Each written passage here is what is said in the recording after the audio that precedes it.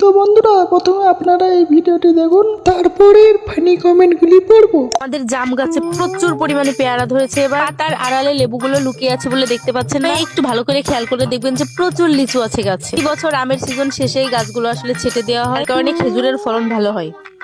आइए देखते हैं बैठचंद मजा आएगा। লেবু, তরমুজ, ये सब क्या देखना पड़ रहा है। আমি তো বেগুন দেখতে পাচ্ছি,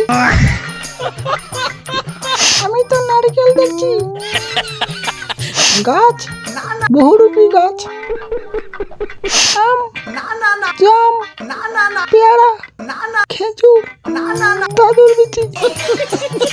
দিদি মনে হয় বাংলা খেয়েছে।